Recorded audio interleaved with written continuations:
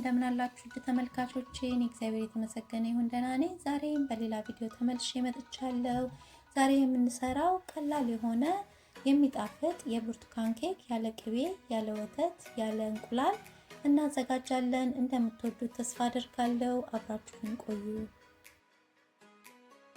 ለመስራት የተጠቀምኳቸው 2 ኩባያ የፍርኖ ዱቄት፣ ግማሽ ኩባያ ዘይት፣ ግማሽ ኩባያ ውሃ፣ ግማሽ ኩባያ ስኳር፣ 2 የሻይማንኪያ ቤኪንግፓውደር፣ ሩብ የሻይማንኪያ ቤኪንግሶዳ እና 1 ኩባያ የብርቱካን ጭማቂ ናቸው። የብርቱካን ጭማቂውን በቤት መጭመቅ እንችላለን። የሚሸጠውንም ኦሬንጅ ጁስ መጠቀም እንችላለን። ተለቅ ባለ ጉድጓዳ ሳህን ውስጥ ውሃውን፣ ዘይቱን፣ የብርቱካን ጭማቂውን እና ስኳሩን ጨምረን እናዋህደዋለን።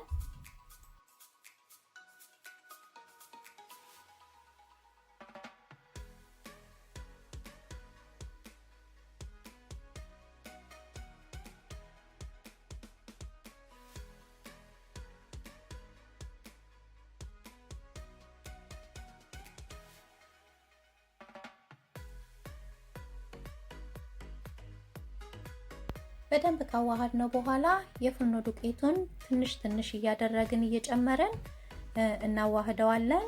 ዱቄቱ ላይ ቤኪንግ ሶዳውን እና ቤኪንግ ፓውደሩን እንጨምራለን።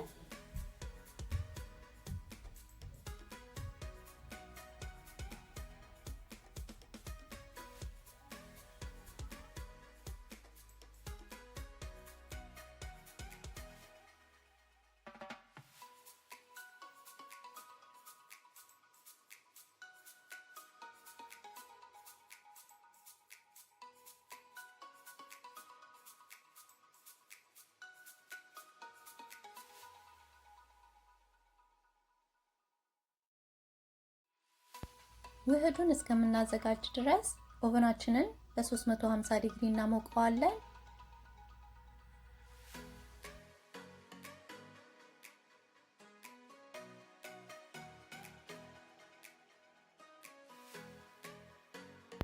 የምንጋግርበትን እቃ ዙሪያውን በዘይት በስሱ እንቦርሸዋለን። ከዛም ያዘጋጀነውን ውህድ እንገለብጠዋለን። ዙሪያውን እንዲካስተካከልን በኋላ አየሩ እንዲወጣ መታ መታ አድርገን ኦቨን እናስገባዋለን።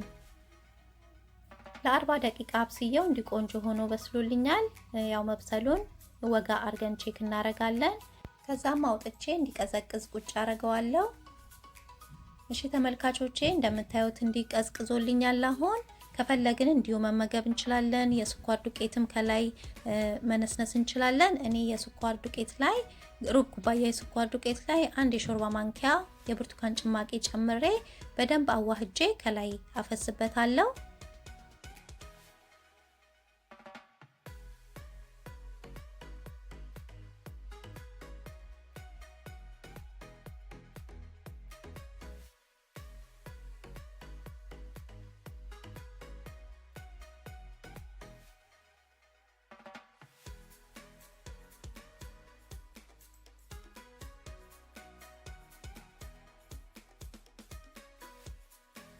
እና ይሄንን ይመስላል ተመልካቾቼ።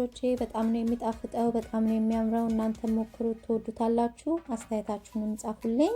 ለቻናሌ አዲስ የሆናችሁም ሰብስክራይብ በማድረግ እና የደወል ምልክቷን በመጫን አዳዲስ ቪዲዮዎችን ስሰራ በቶሎ ወደ እናንተ እንዲደርስ አድርጉ። ለነባሮች ደግሞ ስለምትሰጡኝ አስተያየትና ድጋፍ ከልብ ያመሰግናለሁ።